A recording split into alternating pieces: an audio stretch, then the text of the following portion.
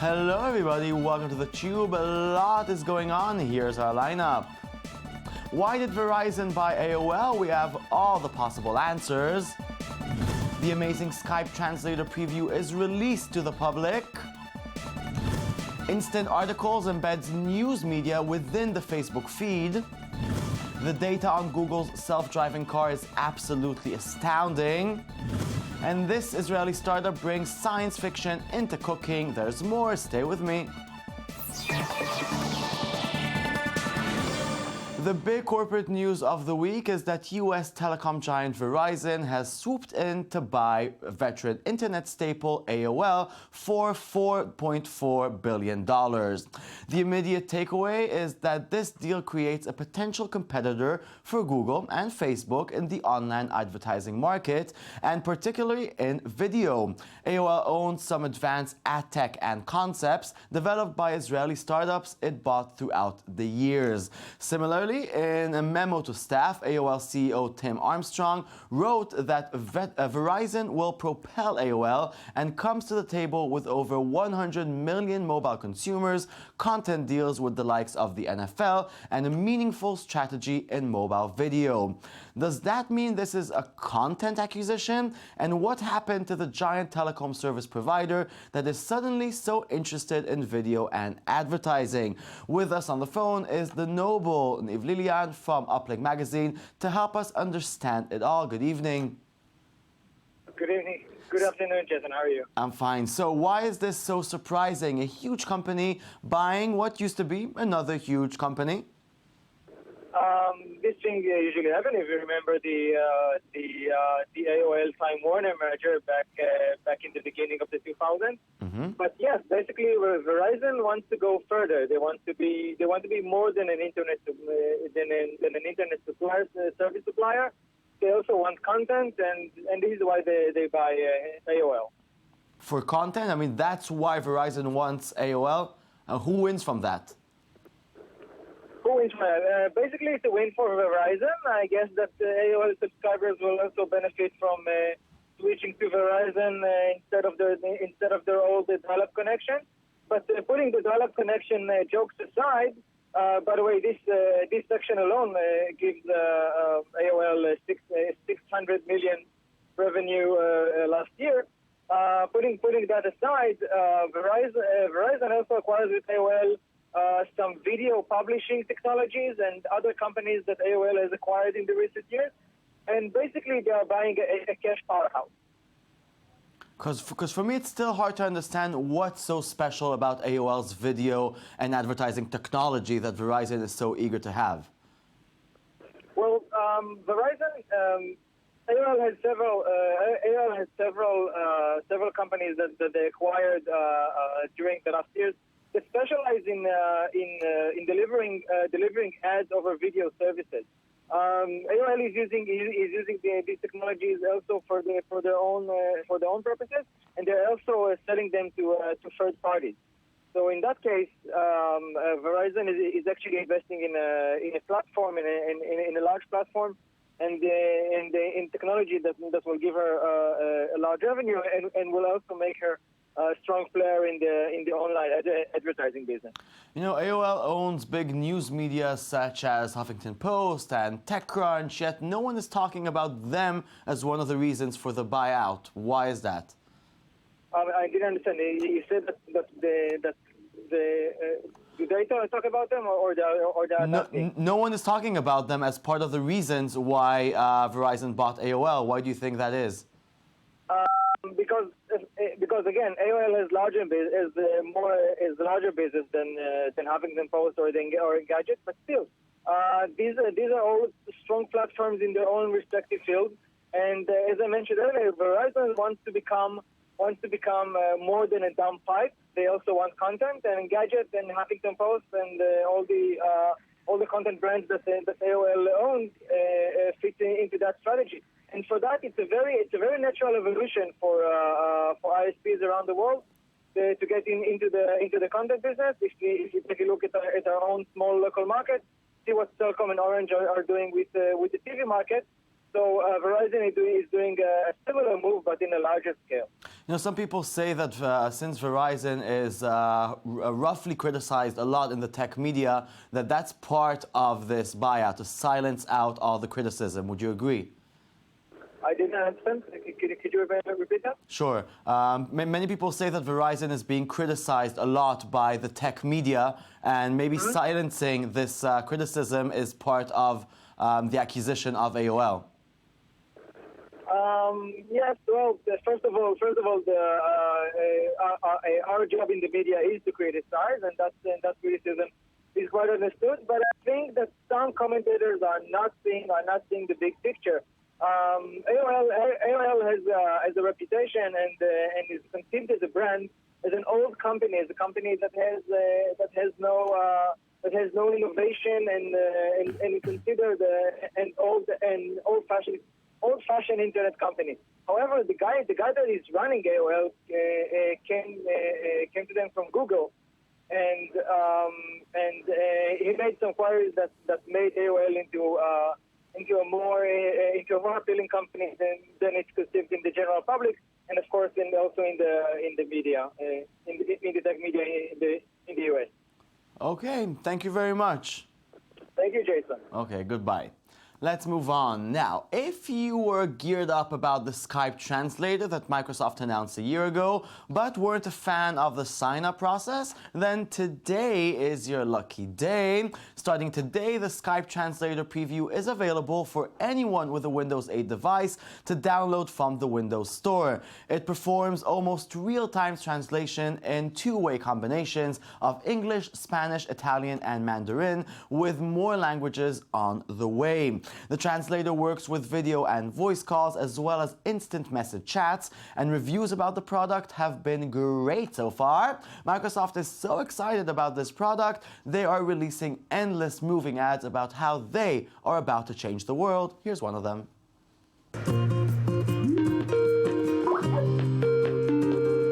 Hi, Alejandra. Hola Alejandra. Hola, Deborah. Hello Deborah. How are you? ¿Cómo estás? One of the challenges of being in the role that I'm in is that we do need to communicate to our field offices. I'm not a fluent Spanish speaker, so being able to talk with Alejandra using Translator has been really terrific because we've been making real plans, we've been doing real work, but we've also been building a relationship. So we have to plan our trip.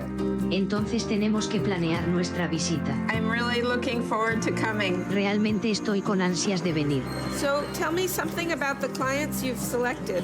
Cuéntame algo sobre los clientes que has elegido.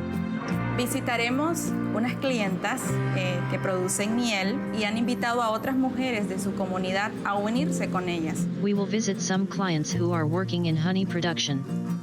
And they have invited other women in their community to join them. That's super impressive. Yeah, they just might change the world. We've been talking about Facebook wanting to become a publisher for some time now, and now it's really happening. Facebook launched a new service yesterday called Instant Articles, which allows media organizations to create content which is hosted directly on Facebook servers. The idea was apparently born out of a desire for speed. Facebook claims that news articles takes an average of 8 seconds to load from its mobile app, said to be by far the slowest single content type on Facebook. Zuckerberg and co. decided the obvious solution was to host the content themselves, speeding up loading 10 times. The service will include posts from New York Times, BuzzFeed, The Atlantic, National Geographic, NBC News, The Guardian, BBC News, and more. One small step for Facebook, one step backwards, well, for news media.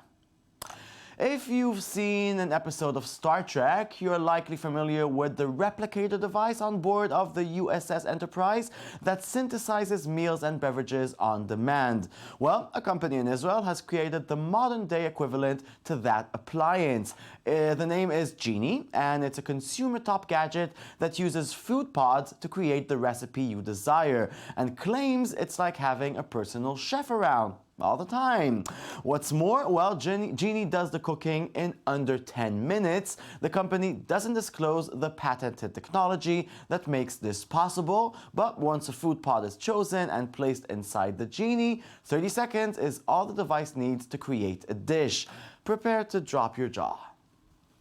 With the press of a button on your phone, the Jeannie becomes your personal chef, mixing, shaking, and baking a healthy meal in just 30 seconds.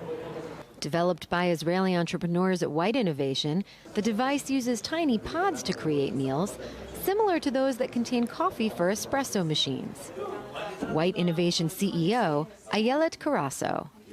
The dish can be anything. It can be a meal, like chicken with rice, or like couscous with vegetable, or an amazing ramen, or even a chocolate souffle or any other dessert that you want. And it's healthy because we're using only natural ingredients. We're not using any preservative or anything that people add to their meals. The all-natural ingredients in the pods are freeze-dried and have a shelf life of 1 to 2 years.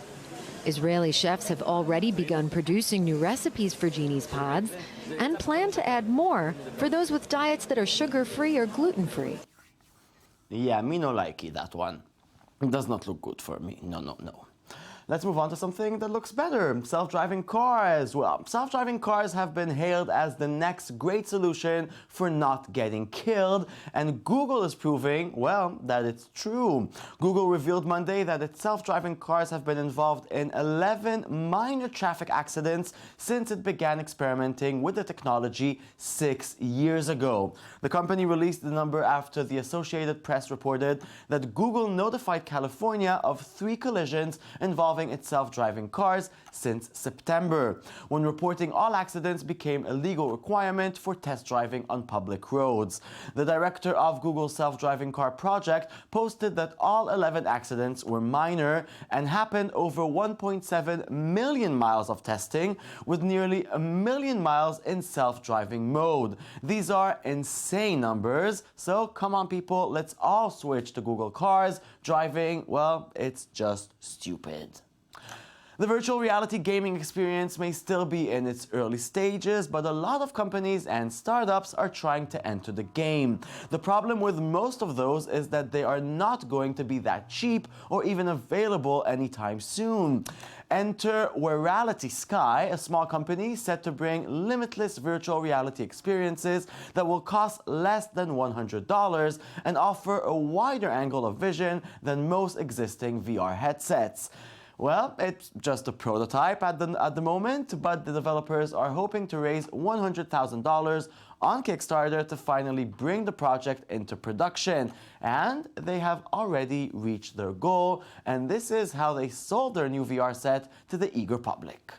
The Wearality Sky is differentiated in 3 primary dimensions. The first is experience, and that's mostly 150 degrees of field of view. It's just profound. Until you put one on and compare it to its nearest competitor, you won't appreciate this, but trust me, the experience is great.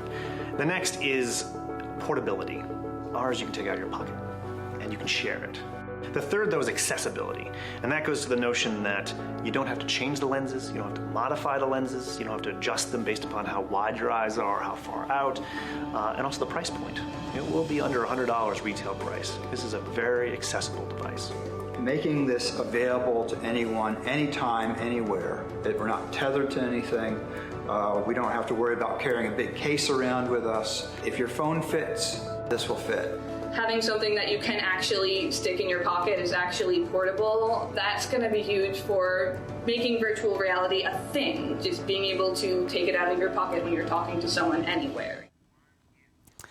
Earlier this week, we celebrated Mother's Day. And it was, time to reflect about that one person in your life, well, who can destroy you. The Daily Dot joined this mommy party with a sketch where they imagine Apple Siri as a mom. Well, it could be worse. Hey, Mom. Good afternoon, Marissa. Do you have a minute? I'm here to assist you however I can. So I'm seeing this guy, and things were going really well. And then I texted him last night, and he never wrote back. Should I text him again? Shall I text him for you? No, that would be totally weird. You mentioned something about a concert Friday night, but he hasn't actually invited me yet. Do you think I should make other plans? Let me check your calendar. At noon on Friday, you have a gynecologist appointment. Yeah, I know. The concert's at night. I've been dying to see Florence and the Machine again. They were so good last year. Okay. Your washing machine is dying. The closest Sears Appliance Center is 0.5 miles away. What? Mom, why don't you ever listen to me? I'm really sorry about this, but I can't answer your question right now. I'm just having a bad day and you're not helping. I don't know what you mean by I'm having a bad day. Would you like me to search the web? Search the web for what? Yeah, that was almost a funny sketch, and you know, happy Mother's Day, all you mothers out there around the world who love watching us here at the Tube. That's it, show's over. Thank you very much for viewing. Yes, mothers, you too. Please log on to our Twitter and our Tumblr. It's, as always, TheTube24. We'll be back tomorrow with a brand new show of The Tube. And that's it. Goodbye. See you tomorrow.